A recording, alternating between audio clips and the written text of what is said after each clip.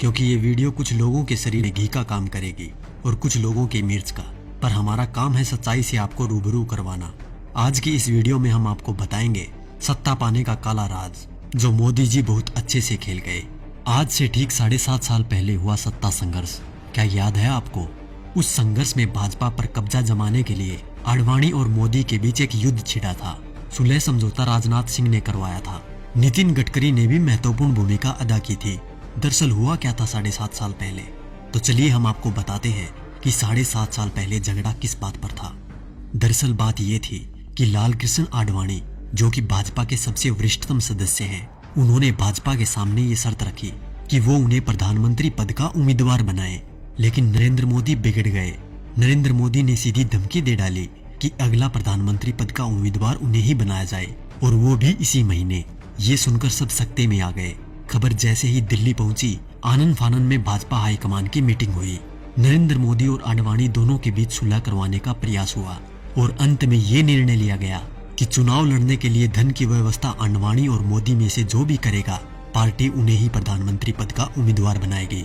अपने 12 साल के गुजरात के शासन के दौरान नरेंद्र मोदी की मित्रता कुछ बड़े उद्योगपतियों के साथ थी, जबकि आडवाणी के साथ ये सुविधा नहीं थी। धन की व्यवस्था करने में नरेंद्र मोदी सफल रहे। अब उसके बाद घटनाक्रम धीरे धीरे बदलने लग गया। पूंजीपतियों ने भाजपा के सामने शर्त रख दी कि भाजपा को तभी धन उपलब्ध करवाएंगे जब नरेंद्र मोदी को प्रधानमंत्री पद का उम्मीदवार पार्टी घोषित कर दे।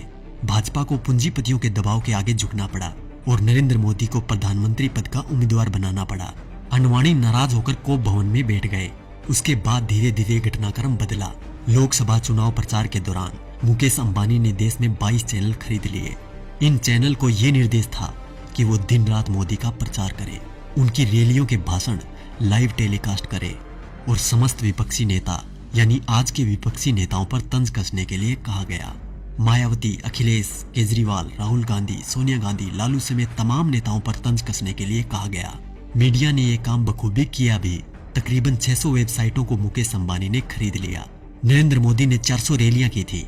इन रैलियों का खर्चा अपने 67 पूंजीपति मित्रों के द्वारा उठाया गया। नरेंद्र मोदी को चुनाव प्रचार करने के लिए एक हेलीकॉप्टर दिया गया था।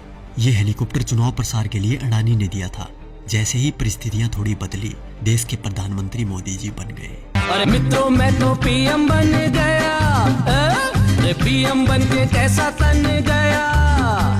ये विक्ट्री मेरी देखो, ये हिस्ट्री मेरी देखो, जैसे मॉडल मेरे गुजरात का। उसके बाद सिलसिला हुआ कर्ज उतारने का। तो सुनिए क्या क्या हुआ। अडानी को ऑस्ट्रेलिया के क्वींसलैंड शहर में खनन के लिए 600 करोड़ का कर्ज नरेंद्र मोदी ने दिलवाया। उनके पिछले 67,000 करोड़ के लोन को माफ कर दिया गया। मुकेश अंबानी को फ्री में 4G स्पेक्ट्रम दिए गए। इसके अलावा मुकेश अंबानी की कंपनी पर पिछली सरकार द्वारा लगाया गया जुर्माना माफ कर दिया गया। उनके भी कुछ कर्जों का राइट ऑफ कर दिया गया। दैनिक जागरण अखबार ने लोकसभा प्रचार के दौरान नरेंद्र मोदी का बखूबी साथ दिया था, इसलिए इस अखबार के मालिक को मोदी जी ने राज्यसभा में शासन बना दिया।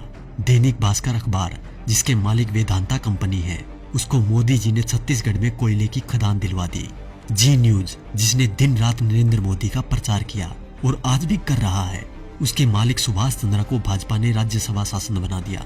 और अब बात करें किसान और गरीब लोगों की, तो शायद उनके बारे में मुझे बोलने की जरूरत ही नहीं, क्योंकि सभी नेता कोई भी पार्टी का हो, एक ही बात बोलता है, कर्ज माफ, लोगों को नौकरी और लड़कियों को सम्मान। तो क्या हुआ भाई साहब, कर्ज तो आप सभी का माफ हो ही गया होगा और नौकरी भी लग गई होगी, आराम से घर बैठकर खाने की।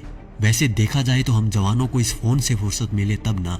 4G की लहर ऐसी आई है, हमारी आवाज तभी निकलती है जब टिकटॉक और PUBG बैन हो जाए। वैसे भी टिकटॉक के बैन होते ही अंबानी ने 5 बिलियन का ऑफर दे दिया टिकटॉक को कि हमें बेच दो, हम खरीद लेंगे। और रही बात PUBG मोबाइल गेम की, तो PUBG बैन होते ही खबर आई कि हम 4G गेम मैदान में उतार रहे हैं। अच्छी बात है, मेक इन इंडिया होना भी चाहिए, पर शायद अब इस गेम से युवा गलत दिशा में नहीं जाएंगे, क्योंकि इसको गंगा के जल से धोकर लॉन्च किया जाएगा। तो देखा दोस्तों, ये थी खबर।